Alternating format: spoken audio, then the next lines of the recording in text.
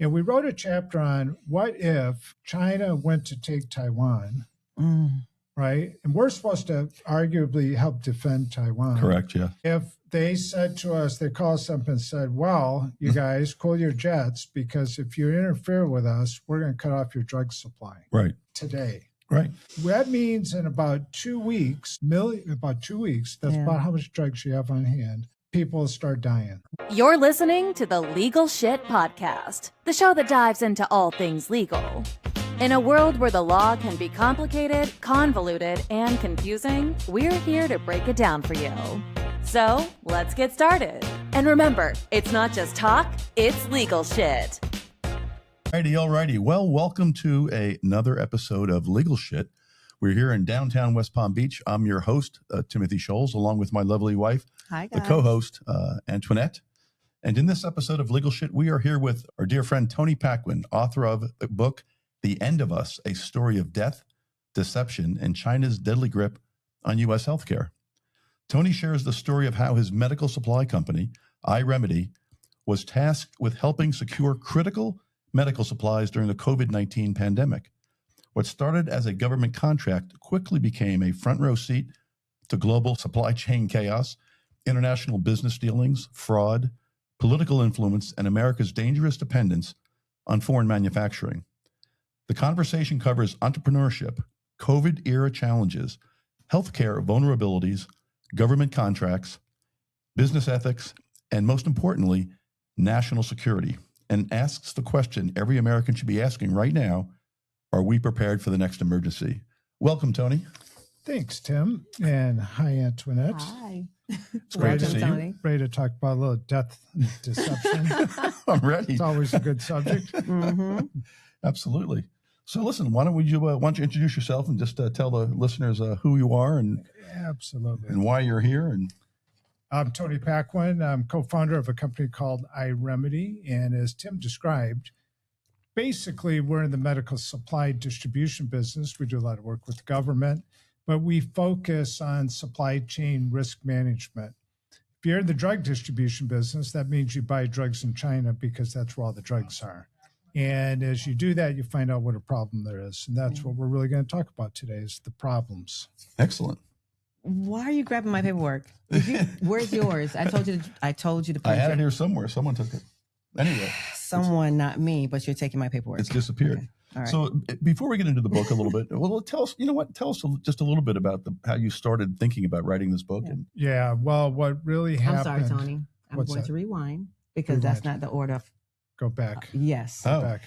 So I do have my questions, guys. You know I have my questions. Yeah. Tim likes to go out of order because he I thinks just like I can to freelance it. Yes. willy-nilly, I can freelance anything. Cut to the chase. No, I like order because Okay. I'm ADHD and I just need to know it's organized. Okay. So Never told me before what we- ADHD been. Take us to the beginning. All right. So Yeah. before we get to I into was the book, born in 1958. I have a great story about that. But who anyway. are you and how did you land in the medical supply world? Yes. No, I'll tell you what happened is, first off, really what I am is I'm a technologist. I'm a software developer. It goes back a long, long, long time.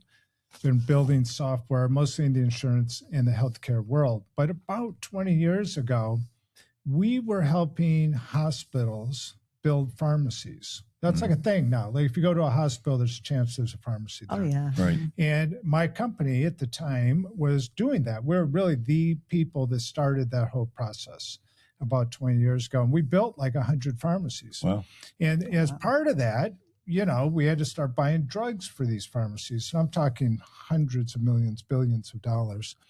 And in doing that, you found out, man, it's a mess. It's like a real screwed up system in the way that we do medical supplies in this country. Right.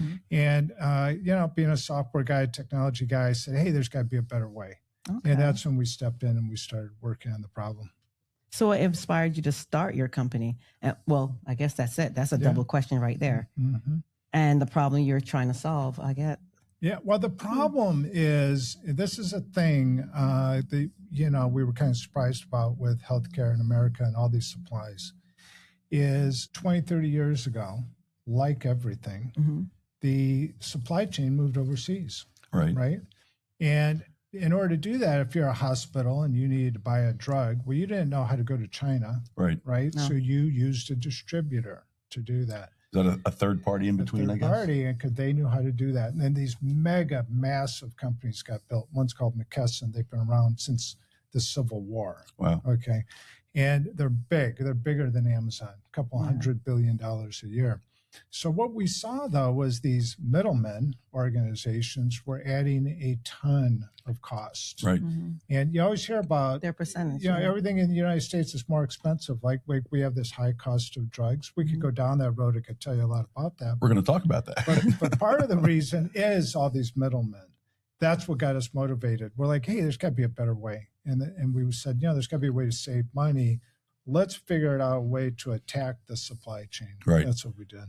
And so where do So the listen, majority- don't come off. Stay Don't on come off- script. Don't come Oh, off I have to the stay on script. list. Okay. Stay Yeah. on script. All right. I didn't put all this work into it You for you to can- jump in, You jump can around. Keep, you keep us on script. And No, I'll you just jump in. can ask the questions because these are but you some of gotta your ask the questions that I right pulled questions. from your brain. I know Well, I wrote it down. When you first launched, has it always been iRemedy? No, actually, this is a good question. Originally, it was Paquin Healthcare, Paquin being my last Okay. name. And we were a consulting business. So Okay. we advised hospitals on how to build business enterprises. That's where we built all those pharmacies that I was talking about. That's what exposed us to the business. So Gotcha. once we realized, hey, we're going to get into the supply side of the deal, Yeah. we changed the name to iRemedy. Okay. Okay. And what Yeah. were some of the biggest obstacles you think when you first started? Well, what you have is these, companies that are in the business, they are big and they are powerful. Mhm. And they really lock the market up. They don't really want things to change or get better because they make a lot of money the way the systems are. Right. Right. Yeah. And yeah, seriously, and that was the problem. Is there's a resistance to change in that massive market. Right. You got $100 billion companies. They're doing very well. They don't want to modernize. They don't want you meddling in their profits. They like Especially it if the they've already old-fashioned way. Did it their way, and like now you're coming along and you're like a young kid or a new person. Like, Yeah. what are you doing? Stop messing it up. We have it organized so our Yeah. system works. Well, no, they have it organized so that they Their make a lot of system. money. Right. It's Yeah. not really a system that works. Do you remember this thing called COVID? Yeah. Like yeah. we learned how Yeah. it doesn't work. Right. An interesting thing that might surprise a lot of people: the government tracks drug shortages. There's like a list we have in the United States of drugs that we call it in shortage. Okay. There's more drugs in shortage today than any time in the history of the United States. Wow. And it seems ridiculous, right? And some of them are horrific. Like there's been a shortage for years of pediatric cancer drugs.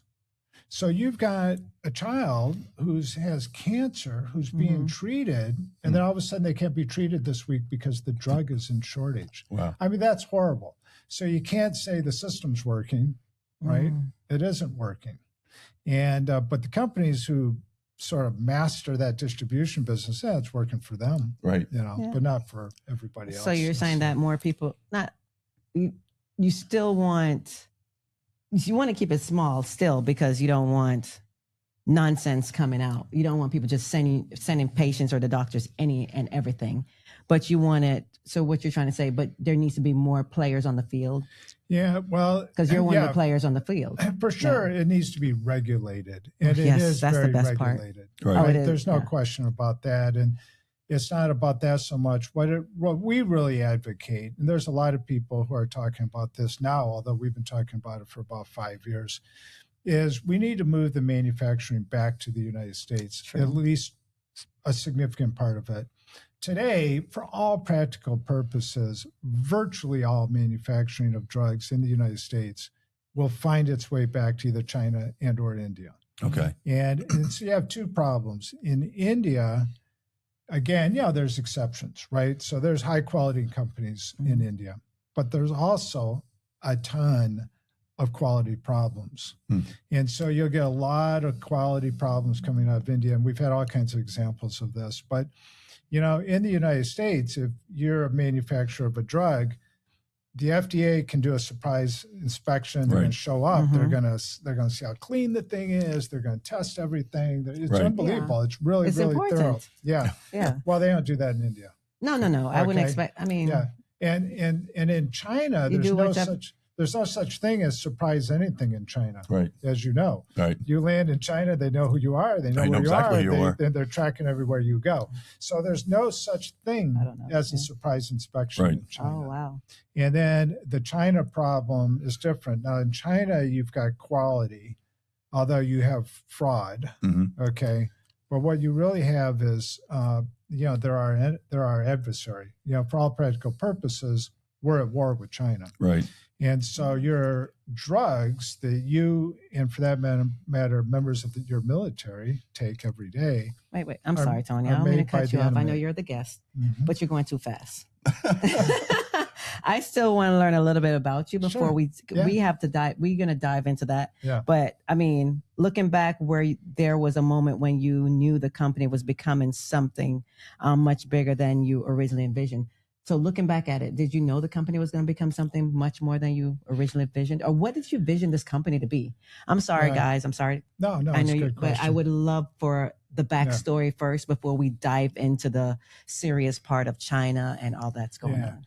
So first off, understand that me and my team, Mhm. people that I've worked with for decades, are, like I mentioned, technology people. Mhm. And so we've done, before this company, we did two other companies. One sold to it was an insurance software company. I was originally a programmer. Mhm. We built that up to about 1,000 people, sold it to a private equity group. It is today one of the largest companies in the United States in the insurance software business. It's a multi-billion-dollar company. So we did that, right? Mhm. So we kind of had that experience. It was very interesting. Then after that, this and that, I ran for U.S. Congress. Oh, I see? did some other stuff. Wow. Yeah, there And you go. that was a whole experience we could talk about. It was very interesting. We have to talk about that. actually. I've Yeah. had two friends running for Senate and Congress. Oh, Both. it's a great experience, frankly. Yeah. But it was also, high risk and wild and crazy. Yeah. But anyhow, we did that. And then we did a second company, and it was, if you're familiar, like you go to the doctor, there's an electronic medical record. Mhm. Right. Well, we invented one of those very early days, and we took that public on the NASDAQ. So we kind of did these two things, right? We sold one to private equity. We did another one. We took a public company public. Then we started this business. Okay. So, originally, we're just going to do some consulting. Hey, gee, there's a big problem. Let's go solve it. But we knew right away that this would be, if we were successful, Mhm.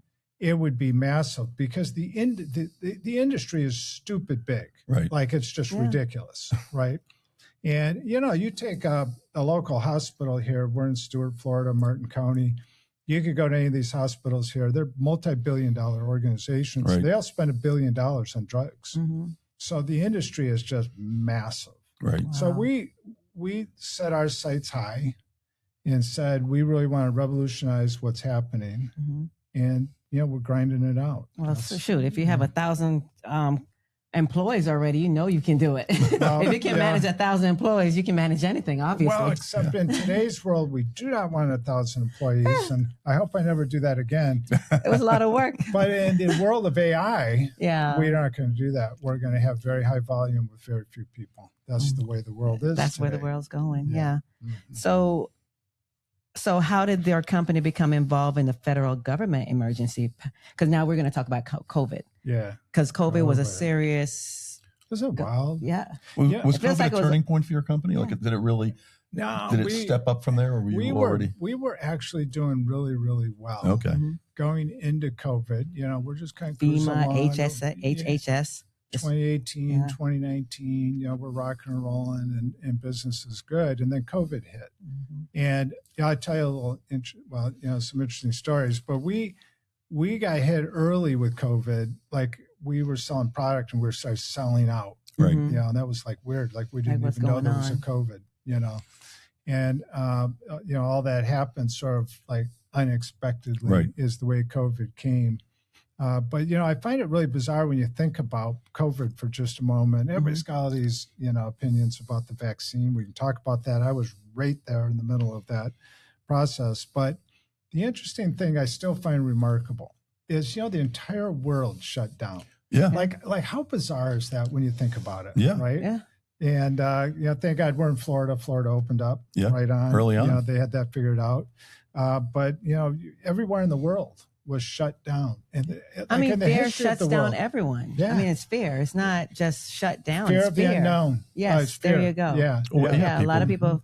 Because we were traveling during that period. Well, actually, I had just come back. Mm-hmm. I was literally in Thailand at the end of February, and I came back the very beginning of March. And while I was in Thailand, I was listening, to CNN International, and they were talking about the strange disease that seemed to have come out of Wuhan, China or something, but they weren't sure, but that's where they thought it was coming from. Yeah. And then I got back here, and within 2 weeks, the place was shut down. Everything started shutting down. Yep. And just to let you know, he's the one that gave me COVID twice because he would not sit his behind there you go. down. So you should thank him we were for fine building in up your in Thailand, everywhere else. But when we got home, But someone wants to run the streets. We went through the whole travel thing, and there were, same. Everywhere we went, there was all the COVID restrictions, and you had to get the vaccines and everything before you left. Very expensive. So I'll give you my first controversial story about COVID. Is so we're cruising along. It's like late January, early February, 2019, 2020, 2020. Mm-hmm.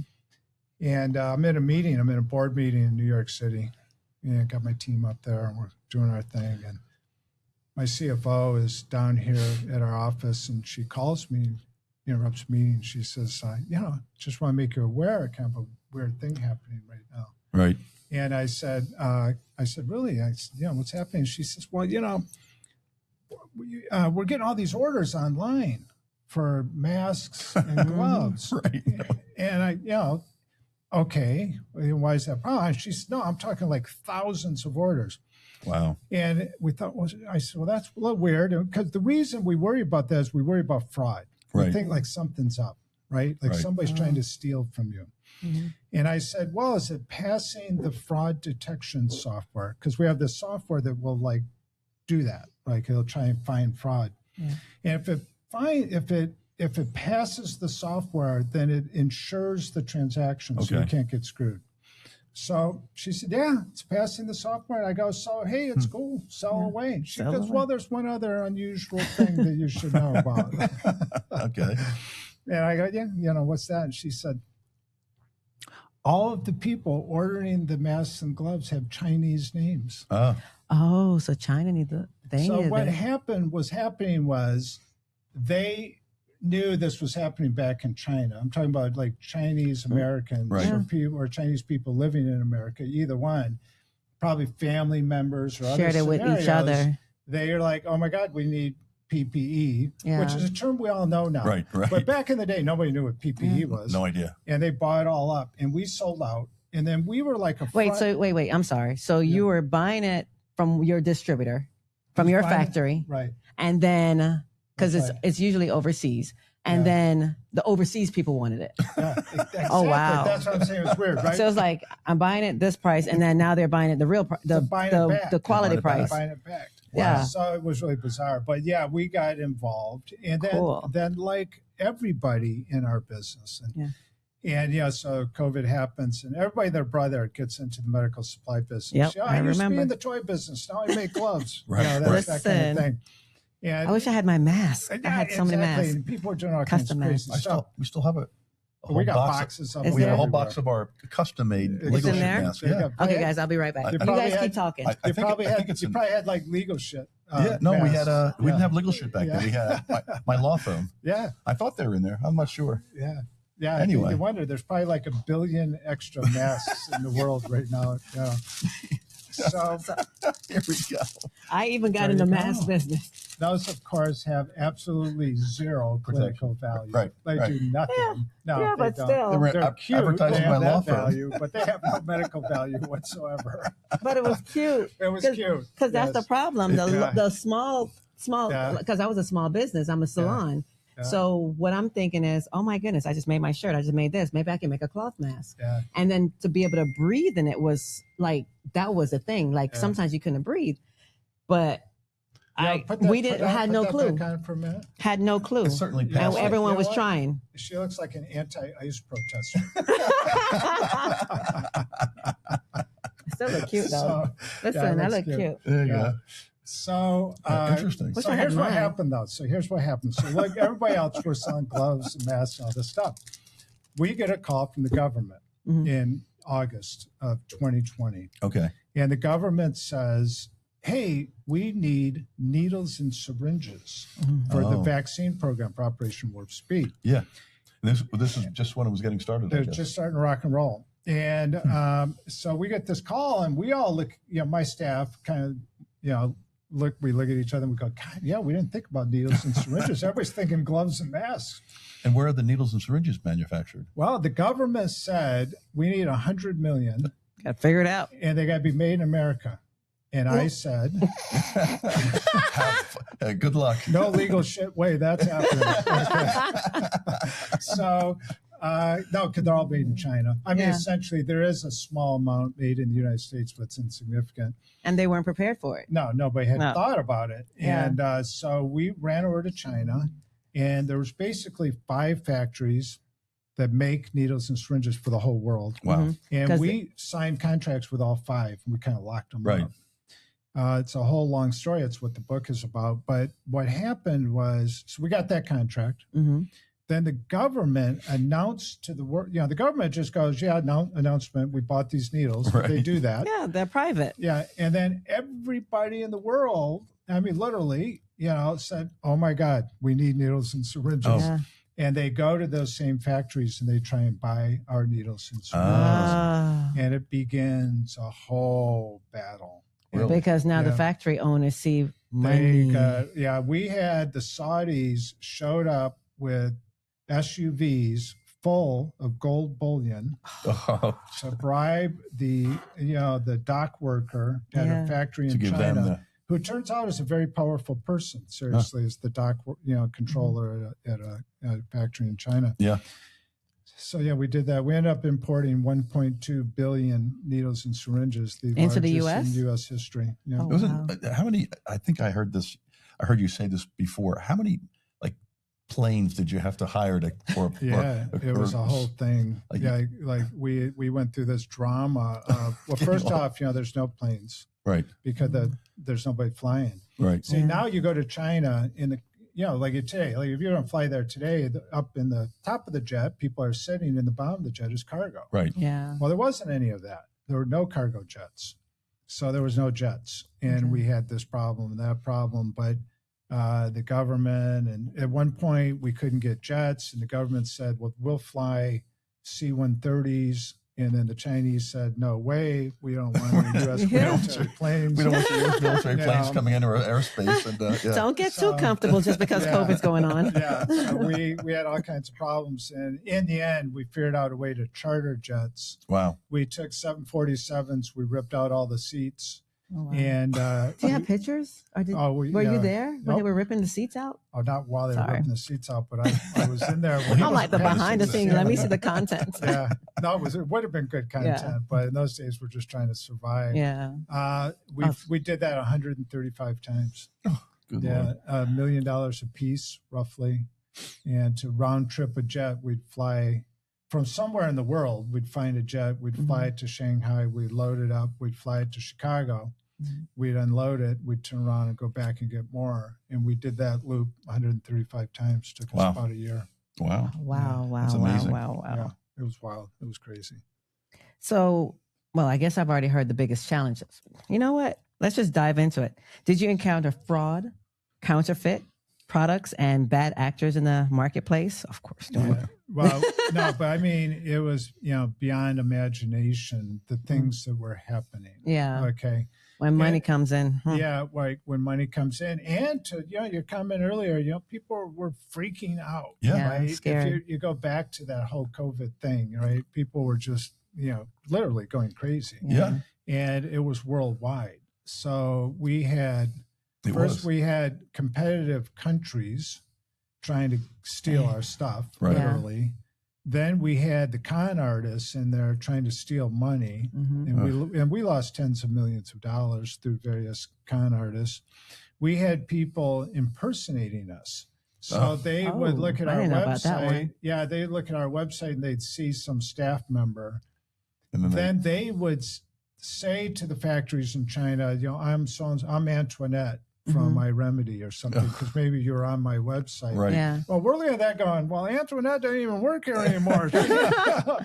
And so we knew it was fraud, but we'd have to deal with all that. Yeah. We knew the Chinese manufacturers were getting real, deceptive. Mm-hmm. So you would say, well, we need another 100 million needles. And they'd be like, well, we're at capacity, but, my friend No. down the street can do that. And then we'd say, yeah, but is that an authorized FDA facility? Right. Mm. Oh, no, but he can use my certification. Yeah, never And we're mind. like, no, it's not really how it works. No, Right? Okay. not in America. Yeah. Someone will find the. So we had that. Track We had one time we chartered a jet and $1 million. The government's paying for it, which makes it kind of, serious. Right. You don't want to defraud the United States No. government of $1 million. No. And we got a notice from our Chinese contacts Oops, sorry. that said, Go ahead. you're multitasking over there? Yeah, I'm just Jeanette? multitasking, just Yeah, making so- sure everything's up. Yeah. So we had our Chinese people say, hey, this jet, is set up in such a way, they're going to come over here and they're not going to have time to properly load. Like, you guys are being scammed. Ugh.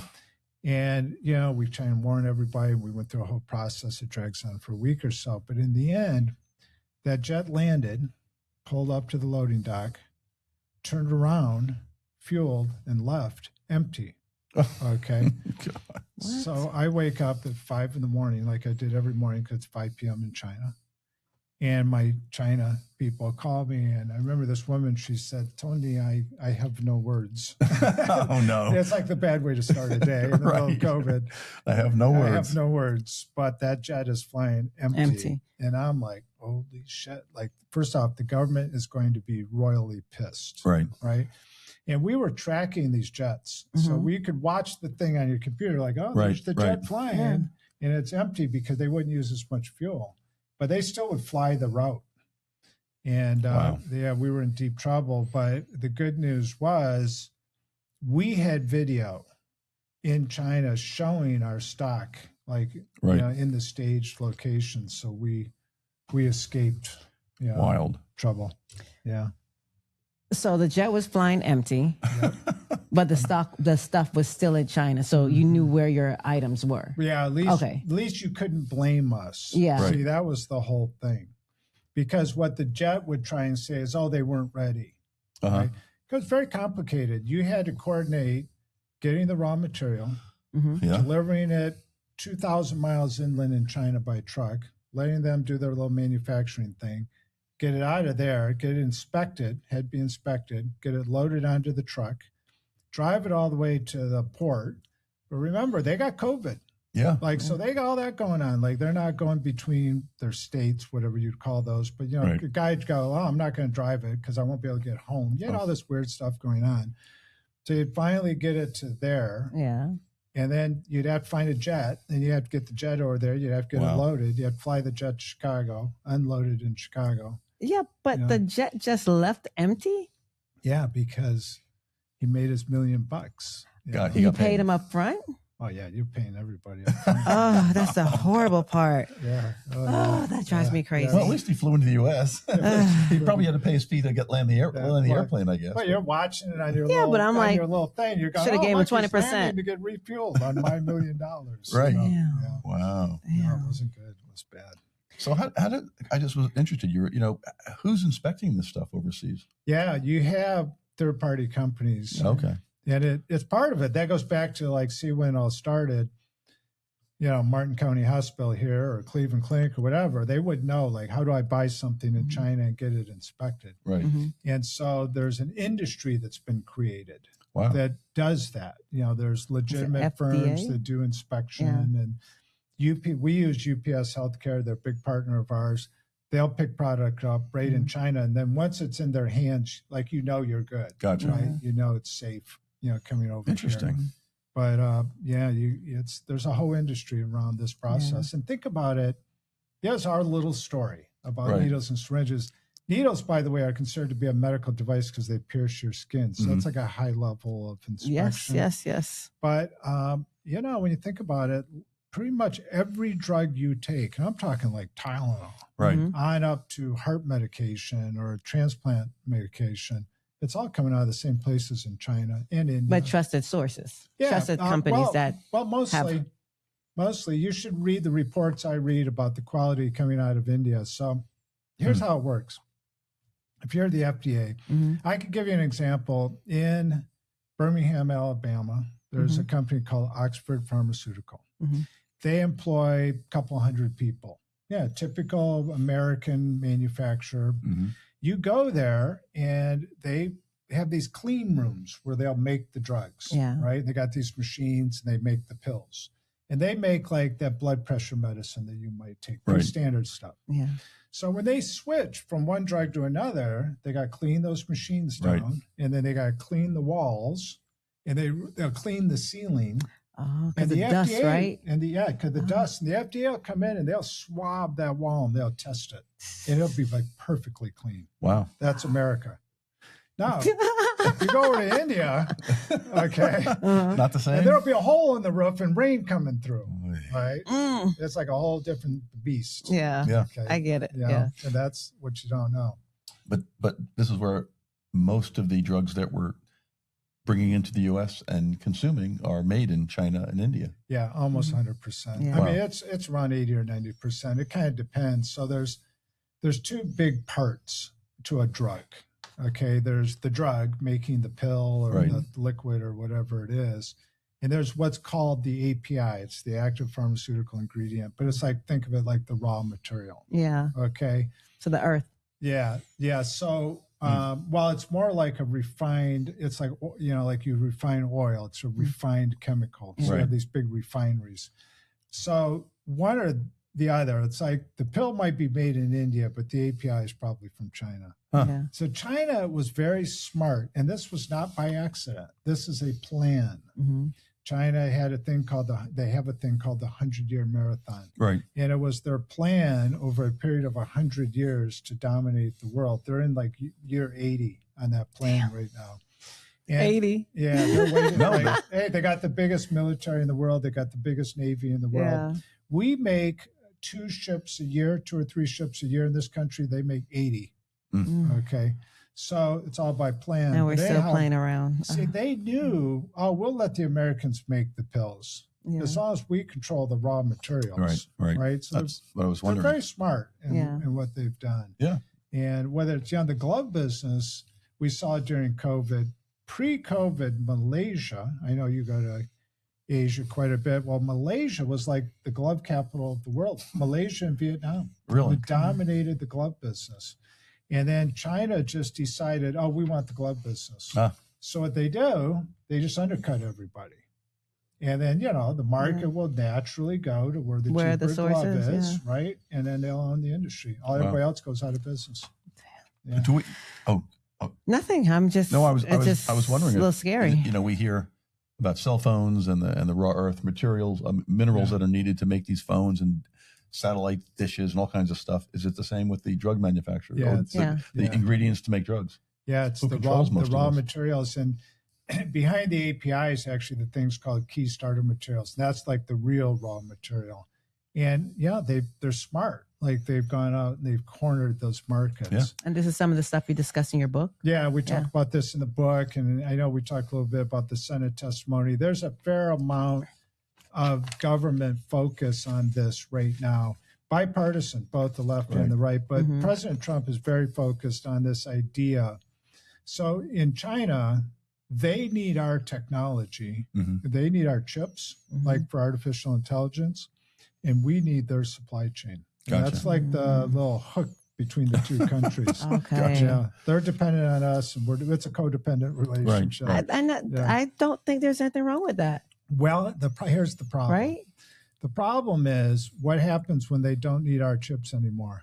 So Then don't it's let a that happen. dependent relationship. Yeah, don't let that Because happen. they've got the Our minerals. people Well, need to step it up and start working and yeah. doing having some Yeah. factories here and Yeah, they'll be steal that. self-sufficient. They'll steal that chip technology eventually. Yeah. I mean, that's what they do.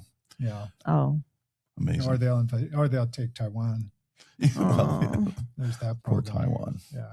well, at the same time, I just think our country needs to step it up a little bit. No, We need to have schools or like what is it called when they have like cosmetology? They have different courses for different things. No, so like trade schools. Trade schools.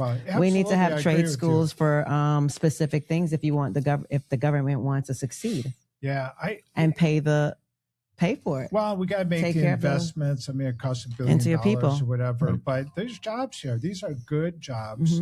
They require some skill, and we can do it competitively. So, and I think that's going to happen, but it's going to take a while. Right. But that's the difference.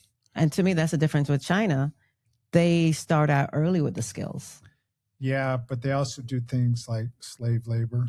And that's their country. That's their country. Yeah, but it's still not a good thing. Yeah. I know, but they start out early with the skills so that they have the right people in the right place. Yeah. Well, they also have that, like you said, it's just like a private school. They've got a blueprint and they follow the playbook. Yeah, that's what they're attempting to do. Yeah. Yeah. Now, at the end of the day, capitalism beats communism or socialism every day of the week. But in the meantime, they can abuse the system. I mean, you go back to slave labor, cheap labor. People basically live in these factories. They have like dormitories and so forth. So it's an unfair competition. But there's no doubt that they're a dominant, powerful force. But you say unfair, but we just need to step it up. Because sometimes some people, like when we were in Vietnam and we went on a tour and the guide was like, some people don't have anywhere to stay. And they had a separate area where I think it was where the garbage was. Yeah. Now they cleaned that area out because that's where they used to dump the garbage. They cleaned that area out. And then like 5 to 6 people live in that little space that's right here because they had somewhere to sleep. But on the streets, they're, panhandling, trying to get food, even the kids, everything. But sometimes, just like the homeless here, they have nowhere to, I don't know about our homeless. Our homeless is different. Our homeless is different. It's like they're a little bit more kept. They have a better quality of life. But so how do we bring the drug manufacturing back to the U.S.? Well, I think early childhood education. The first thing is awareness. Like you got to talk about it, right? And there is an interesting thing happening because, everybody years ago was get a college degree, become a programmer, and get an MBA, and life is going to be good. Right. Well, those days are over, because of artificial intelligence, and the actually better jobs, as Antoinette sort of pointed out, she's talking about trades, but it's that idea, right? So these manufacturing jobs now are going to have a lot of value, and the country's going to have a reason to do this. I think you are seeing, the United States government already, but also a lot of other initiatives are saying we're going to build factories in the United States, and it's starting to happen. Right. The other thing that they do, just on like it kind of gets into a public policy discussion, but you hear all this talk about tariffs, right? Mm-hmm. Well, the idea of a tariff says, well, this product's made in China and they make it cheaper because they got slave labor and they can do other things to manipulate currencies. Right. We put a tariff on that and that brings that price up equal to ours. Well, then it makes sense. Let's go build a factory in the United States because we don't have a tariff. That's the idea. Right. And it works to a large degree. Right. But if they're going to build a factory, just like you said earlier, these people are still living in the factory. In the U.S., you're going to have to entice someone to work for that company. You may need to build a home where their family can go straight to work. Now, the difference is the factories, that you're kind of thinking about. Family factory. The factories, those old Chinese factories are heavy labor dependent. Right. The new factories are highly robotic, right? So Yeah. you need more of a skilled worker to help run those robotics. You still need people. You don't need as many, right? So if you look, my dad, whenever this was, I have to do the math, but God, it's unbelievable now that I think about it, but like 50 years ago. He was in the auto industry, wasn't he? Yeah, he was a GM plant manager. Gotcha. Okay. He had like 15,000 people working for him in a General Motors plant in Flint, Michigan, of all places. And today, if you were to build that plant, he had 15,000 people. Today, you might have 2,000, 3,000. Just because of the automation. robotics, Right. Right. So you still have 2,000 or 3,000 good jobs, but you wouldn't have 15,000 guys sitting there with screwdrivers screwing the fender on the car. That's what they used to do, though. Yeah. I had a friend in high school that worked for AC Spark Plug, which, of course, we don't even have spark plugs now. What is that? Yeah. But he worked there. Are those little things you I remember them. It's white top. Yeah, you that's got it. right. That's right. His job was to screw the white top on. Oh, wow. Okay. So they had like 25,000 people doing that. And by the way, he made a good living doing Yeah. it. I remember, when I W. was in college, I had a little job, a little part-time in the morning at the Saucony shoe factory. And my job was to put these little strips on the side of the shoe. Skilled trade, That's baby. right. You have That's one it. hand? But it was, That's what I mean. Yeah. Sorry. but hey, it was a couple extra bucks from college, and I was living. No, it's good stuff. No So- question about it. So what would you think is you should, I think you know, the most sourced overseas item in the medical field? Well, oh God, it's just everything. But you could think of it like a little bit like this. So if you think most as being, The number one. well, number one in terms of like number of pills, it would be like Tylenol or something like that. 'Cause painkillers. Everybody takes it all day, every day. Yeah. But if you think of the most critical, it might be, a cancer drug. Right. Now I'll tell you another interesting one. Like everybody and their brothers on GLP-1. Yeah. Yep. All Do you guys China. have that? All China. But do you guys, I'm not worried about all that. Yeah. Do you guys have that? yeah. GLP-1? Yeah, we think there's a iRemedy? By the way, it's super exciting. Yeah. GLP-1s and peptides. Yeah. And GLP-1s are technically a peptide. Okay. Uh-huh. But And the what's a peptide again?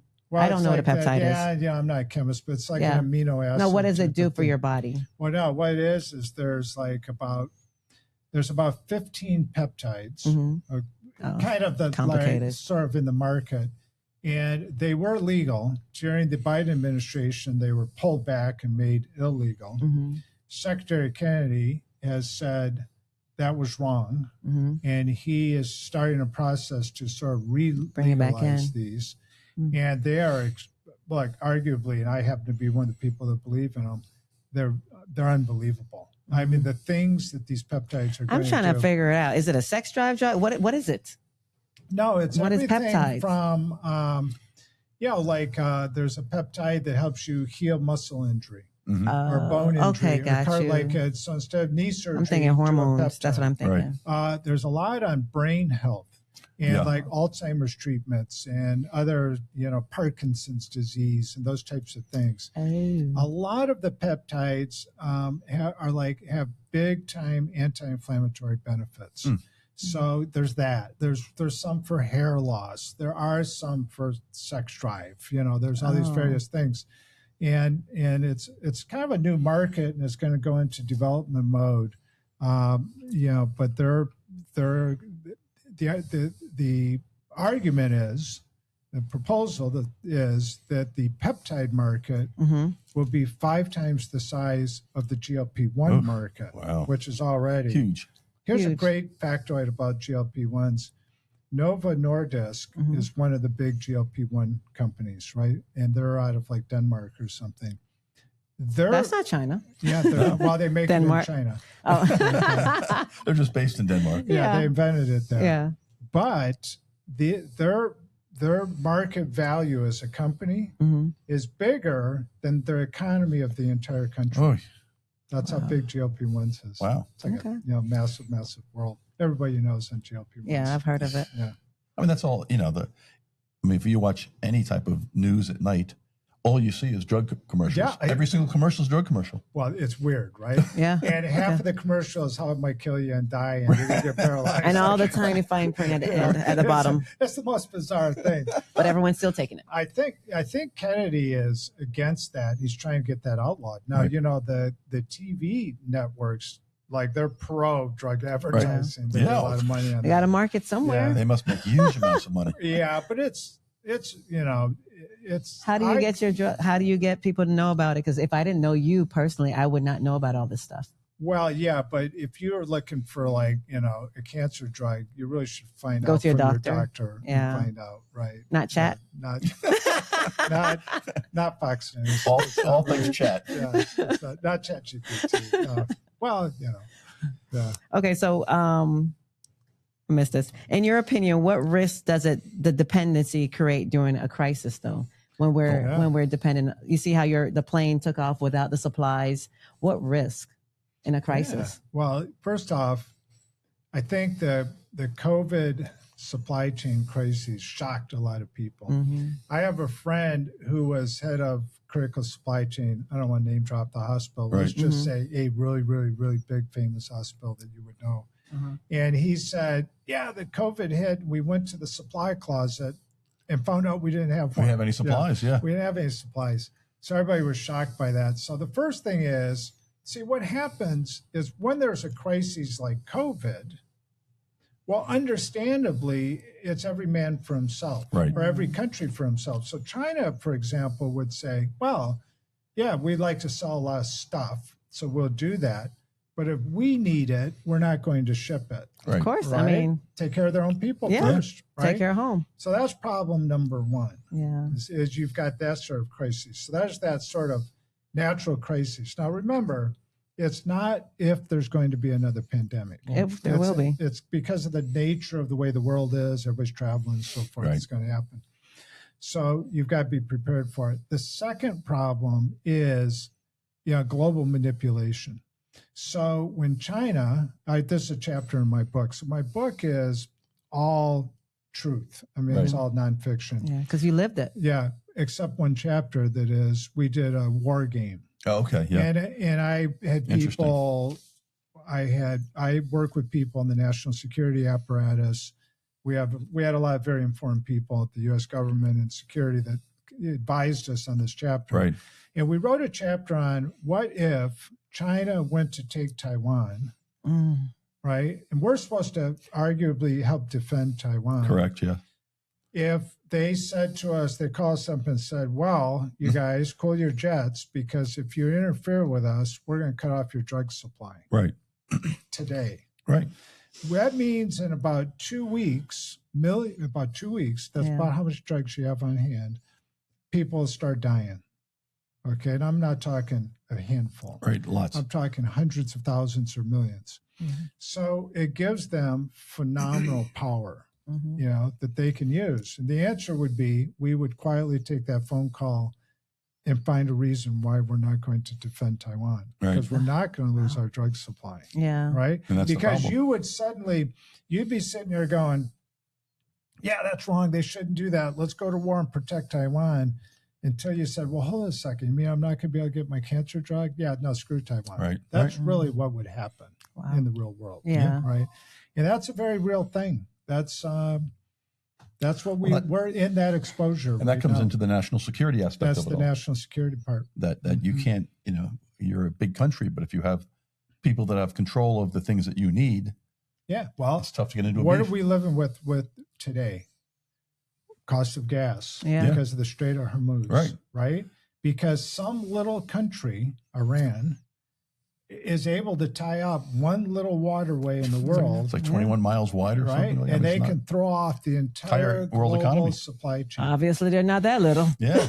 Well, I'm just saying, I'm not going by size. I'm just saying the impact. Yeah, you're right. That's outsized impact. Yeah. They're a small country, But the impact, but they still got things kind of screwed up. I don't understand that, but that's a whole other subject we'll talk about one day. have a punch. I just don't understand about the whole gas. I thought we were the largest natural gas from regular gas. Because we make the wrong kind of oil. Oh, okay. Gotcha. And so what happens is you make the raw oil. Right. Then you got to have the refineries to turn that oil into what you need. Right. And we haven't built that yet. Oh, okay. That's basically kind of short story. Well, we have Venezuela oil, but anyway. Well, that's it. So that's actually a big deal. That changed the world. Yeah. Anyway. Yeah. So back on drugs. If China has a 100-year plan, what plan does America have? About a 4-year plan. We kind of work in 4-year periods. Yeah. That's the problem. No, seriously. Like, we're all about getting reelected in Correct. 2 years. That's the problem. Yeah. I'm so messy. I did it on purpose. No, that's the problem. No, you got it. That's it. I mean, how long has he been in power now? He's been 20 years? 20 years, and he's just not going anywhere. So they can keep a consistent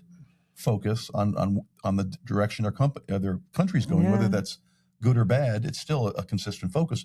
Every 4 years, we're like here, Yeah. and then we're back over here, and then we're back over here. Yeah. And Who's our four adversaries? China, long-term planner. North India? Korea, Russia, Oh. how long has Putin been in? yeah, Forever. Mhm. forever. North Korea, how long Kim has the Jong-un. crazy guy been in? Kim Jong-un. Forever. Yeah, yeah. Iran, essentially, Yeah. Well, he was there 30 they've years. been there 45 Yeah, years. the, Oh, the wow. Ayatollahs. So they've been 45 years. 45 years. 1977. So that's right. Started with Carter. I'd have to do the math, but it's Oh, been like 7 or wow. 8 presidents have come and gone. Yeah. While the one Ayatollah. So, and all those regime- 4 have consistently had the Yep. same power, the same order, the same consistency. Yeah. So a lot of times what they do is they're like, yeah, we don't like this guy, but we'll just wait him out. Right. Because the longest Yeah. that president will be there is 8 And we're years. like just like this with our Yeah. chickens with our heads Yeah. cut off. Yeah. So that's why I But think, let's be clear, though. We're still the greatest, most powerful. We are, but best still. country Oh, in the yeah, world, absolutely. So, yeah. We need to come up with a plan. We need a plan. I bet we do. We just They do. Yeah, we do. I know what we have to live like this. We have to have a plan. You know what a I plan. found is, I ran for Congress and I've been to the White House and I've Mhm. been to Congress. I testified at the Senate and I've worked with all these guys. And what you find actually, Mhm. when because you're watching it on the news, you go, wow, they're crazy people, and we got the wild guy with a tattoo up there It's in Maine right entertainment. now, and Right. the Nazi guy, and you got all these crazy people. right. But the fact is, he's flat out crazy. I'm not even Just sure be who you're clear. talking He's about. a That's nut. the That's- guy Spence- running yes. for, was it He's running for Senate. a guy up in Okay. Maine, yeah. He's a Oh. crazy man. But anyhow, what you find when you go work with these people, you find out, you know what? They're actually really smart. Yeah, a lot of them are very And smart. they're really sincerely motivated. Passionate. They want to do the right thing. They care. Mhm. So there's actually a lot of really competent people inside the government working hard. Okay. No, listen, the world found out how, if you get the U.S. really pissed off, what we can do. Yeah, don't wake that sleeping Right. Bear. They did it because once before when they bombed Pearl Harbor, and the you rest of got the it. world found out what and actually happened. 9/11. Yeah, and Right. they all found out. So it's it's a big, powerful nation. We're busy doing our things, our little political things, but at the end of the day, Yeah, I totally agree with you. be a little careful. Got it behind the So scenes. what prompted you to write a book? I think it was therapy from the PTSD of the whole experience. Did you have like dreams about gloves and needles and no, stuff? I'm telling you, really seriously, if you read the book, it's like a Tom Clancy novel. I mean, Yeah. it's bizarre, Mhm. really, what we lived through for a year. And we honestly just felt like, well, really 2 things. One is we wanted to sort of like write it down, memorialize. Right, right. And 2, though, is we really became passionate for this idea of deglobalization. And, we're bringing it back to Yeah. America, building domestic factories and getting serious about the supply chain. And that's what we've worked on ever since. We're Yeah. very focused on the supply chain. No, I think it's important.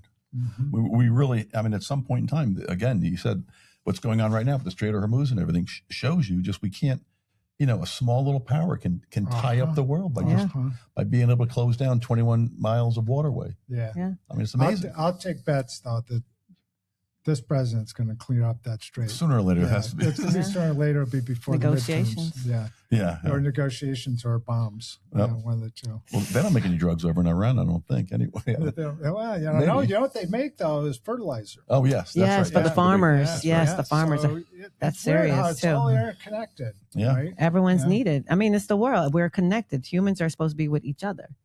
So You we have were- something, I need you, and you do it. We were trying to make syringes, which is plastic. Right. Right. Mhm. Well, we had to buy the plastic. Right. And the plastic was a thing. Like because plastic comes from oil, which, right? Yeah. So we were going to the Middle East to buy like football fields full of these little plastic granulars. you Wow. know? So it's like Oh. the way everything is interconnected is amazing. Is odd. Mhm. So, from your experience with, let's go back. What steps can businesses and government agencies take to reduce those risks? Yeah. Well, the government is finally starting to sort of legislate Mhm. that you have to buy American, the government. Right. Okay, who's, by the way, the largest provider of healthcare in the United States because of the VA. Right. Yeah. But what hospitals and doctors can do would be to start to look at, maybe 10% of the money we spend should be spent on companies made in America Yeah. and begin to, because it's reliable. Mhm. If you're buying that product from a guy in Indiana, Well, when COVID comes, you're still going to be buying from the guy in Right. Indiana. Yeah. Right. Okay. And so it's, you take this time, don't be lulled into complacency because there's no problems right now, Flush it. but begin to invest in and spend, domestically. It's not just like be a good American, be a patriot, although it is that, Right. Yeah. but it's also just smart. You're going to get a higher quality product. It's going to be more reliable. It's going to be, you could get in a car and drive over and inspect the factory. You can meet the guys who are doing the work. Like, it's just smart. And plus, when you shop in the United States, the companies, you're also putting other like families first. Exactly. You're putting the community first when you shop within the States. Yeah, that's right. If you want to help people out, it's not about, more unemployment money or more welfare. Right. It's like, let's build an economy that can support people. Yeah. People feel better when they go to work. They have higher self-esteem. They're mentally healthier. They're emotionally healthier. They're contributing to the GNP. And Absolutely. the cost is lower because now instead of everyone going and be like, the cost fluctuates, but you have an order on the cost where everyone knows this is where you come, the reliable factories that to go to. This is where you're going to get your items from. They know they're going to keep the cost at that price. Yeah. So it's not going to be like, just because blah, blah, blah came here, blah, blah, we're going to change up the price for that person. That person is consistent. And then now communities can have a consistent price to sell the syringes and the gloves and stuff. Exactly. At least if I made sense. Or drugs and everything else. But think about this. Under the current scenario, There's nothing like that. you make a thing, okay, a shirt, a drug, a needle, a syringe, whatever. It's a couple thousand miles in China. Right. It's got to be put on a truck. It's going to burn diesel fuel for a couple thousand kilometers or whatever. Yeah. It's going to be put on a ship with like a million other containers. Yeah. And it's going to take 4 to 5 weeks burning oil all the way across the ocean to land at a port where it's going to get unloaded and be put on a truck and driven halfway across the United States. That's right. Like, that makes no sense. Like, you should be able to make it in Birmingham, Alabama, and deliver it to Louisville, Kentucky. Right. That's just no big deal. No, you can imagine the actual cost of something if you could make it here as compared to what you're actually spending, what it costs them to make it over in So are the Malaysia, steps- Vietnam, and What steps is the United States is doing? I mean, you're in the field. Are there steps being made to do that? Yeah. The big thing the government is doing is, so what the president does, or the government, is they've done these things, they're called 230, you'll hear this term, 232 or 301 investigations, but they will say, oh, China is using an unfair trade practice. right. You're talking By about the doing that, they're violating a certain law that gives this administration the right to tariff them. right. Yeah. And then the president will say to countries or companies, like he has a deal they made with South Korea. Right. And it's for like $400 billion. And it's like, either you pay me $400 billion in tariffs, or you agree to invest that money in the United States Right. and build factories. Well, those companies are like, hey, we'll go build factories. Yeah. To make some money That's on what it. they do, right? Yeah. So just peeing the money away. And so they're doing that. And this is happening. You're starting to go, they're putting a factory in, they're putting a factory in. This is starting to happen. So that's like the public policy side of it. Okay, nice. It's happening. It's Interesting. taking a while. Okay. Yeah. So from your experience, what legal issues arises when companies are forced to move at emergency speed during a national crisis? Well, And did you personally face any legal risk moving at that no, speed when we- you were shipping the stuff over here? now, we're pretty disciplined. We were in the business. You were working for the government. Well, not only that, but we've been distributing drugs and stuff like Right, so that. you And already- I just thought about that. We knew, but what Tim would know as an attorney is, when you get rocking and rolling and the pressure is on and maybe greed is kicking in, you get Yeah. a little greedy. wanna cut corners. You begin to compromise. Mhm. You're kind of like, yeah, well, we could get away with it type Yeah. of thing. And that's when you get in trouble. Yep. And it happens. We saw it happen all kinds of times. Well, you where- saw with the PPE loans. yeah, just Oh. the PPE loans. A bunch of those Yeah. people They're in still jail getting now. In trouble. Yeah. Yeah. Come to get you, bite you. But the other is like, fake product and, there's all kinds of bad things. So that's like what I would that be happen. scared of. Like any kind of medical supplies. Why would Yeah. you want fake anything that's gonna, especially if it's gonna go into your body? Yeah. You can't just take any kind of risk like that. You No. don't know what people are gonna do. You could kill people. yeah. Yeah. It's So, serious stuff. I guess the next big thing is if you could somehow anticipate what the next pandemic's going to be, wouldn't you be well off? Well, they called that Wuhan. Yeah. Okay, that was China. Wow. Right? Well, yeah, there's it's here's what I would say about conspiracies. They tend to be right a fair amount of time. Yeah. And so there's a certain argument that says Wuhan the first argument was that the virus was leaked from Wuhan. Right. And that was denied.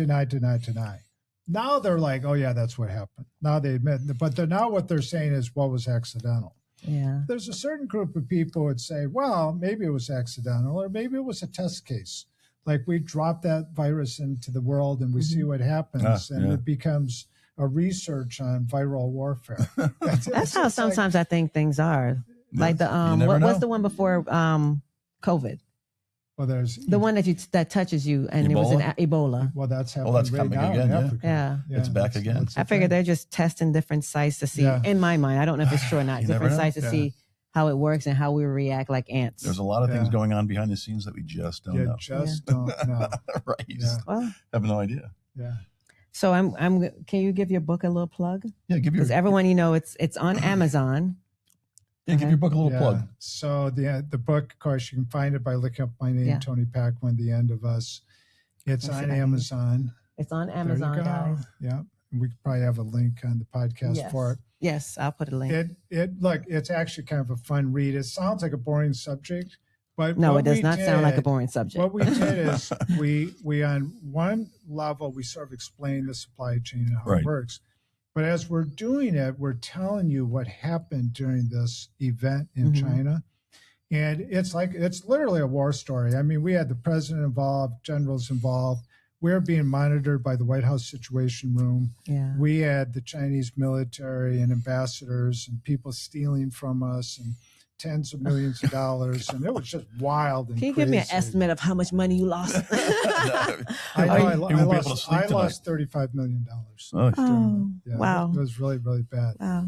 So, it was a depressing period of time. Dang. Yeah. How? man. How much more travel could your wife have organized with that kind of money? Yeah, exactly. Well, I'll More tell you- events? I'll tell you, she went to China. We've a been there while a number back, of times. and I'm not allowed to go. Yeah, I wouldn't. Seriously? Yeah, no, they've told me not to go. I think if I went, there's a chance it would be a one-way ticket. Yeah. Oh, wow. Yeah. Yeah, Listen. let's be real. I'm not going to China. No. Okay. Listen. Yeah. Listen. I'll watch the movie. I'll read the book. But I'm Oh, not gotcha. going to China. There you go. Yeah. All right. Well, So, from your experience, let me make sure we didn't miss any questions. I'm sure Where's there's a the bunch of move? questions you missed, but Uh, anyway. so, did you see any situations where regulations helped solve problems, or situations where regulations made things worse? Yeah, The regulations of the, Yeah, I think you'd find regulations might frustrate people a lot, Mhm. but look, some things need to be regulated. Yes, Right. especially anything dealing with the Yeah, health. and I think drugs and all the related products are a perfect example. Yeah. Yeah. I think that we need them, and I'm normally like the Deregulation. libertarian, Yeah, like yeah. I'm the deregulation guy. Yeah. But there's certain things that, like, you take a drug, you're expecting it to be the drug that you're taking, Yeah. and that it's clean and pure and proper. Right. But you don't really know. How would you know? Yeah. You're relying upon the system to do its Especially job. Americans, we rely on We the believe system. that stuff, Yeah. right? When you It's open set up a up bottle properly. of Tylenol, you think there's Tylenol. in Yeah, there, that's it. Yeah. right? You don't even think, Well, you know, Except that one guy No. was spiking the you Tylenol know, 20, you're like, 30 years this ago. is perfectly, I know what I'm taking, blah, Yeah. blah, blah. You were too young. There was a guy there was going around huge- spiking there was a Tylenol. huge Oh, Tylenol. Lord. A number of people See, died. I didn't can't, I don't have time for that. they? All right. So who should read this book? Everybody should read Yeah. that book. No, I honestly, you really should read the book. Mhm. It's not a hard read. It's an interesting read. It's very revealing. I think Americans should know Mhm. what's going on with Yeah. this whole subject. And then you'll understand it isn't just drugs. It turns Yeah. out to It's be everything, everything. right? Yeah. But you should understand this. And then what's happening in the world will make more sense. Right. Yeah. Right. So, Yeah, because the same thing again with the precious metals and everything like that. There's, there's risks when you don't have control of those things that you need. Yeah. Mm-hmm. And you have to rely on other countries. They have a little hand over Yeah, you. Tim and I have been around a lot longer than you, Nancy. I'm happy. I'm happy. But what That makes me look even better.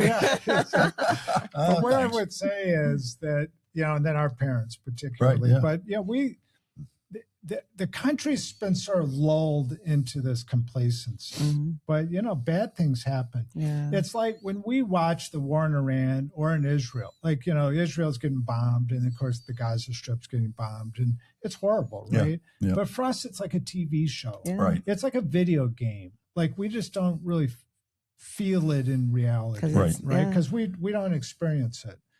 But it's a real thing. Like, it happens. World War II was, now it's been like 80 years. And, but it was unbelievable what happened in World War II.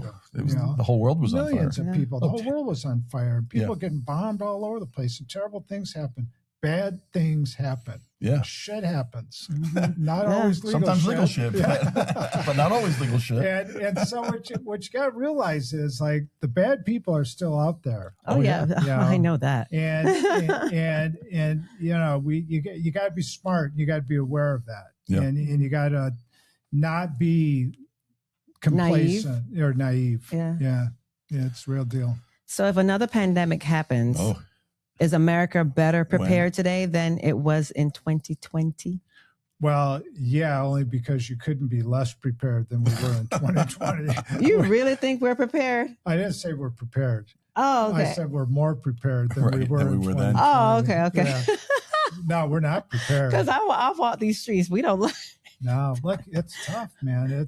But no, people are just trying to work and trying to pay their bills and buy gas. Yeah. Well, and these are big, hard problems to solve. And take time to solve. But the only way I would say we're more prepared is we're sitting here talking about it. Yeah. Right.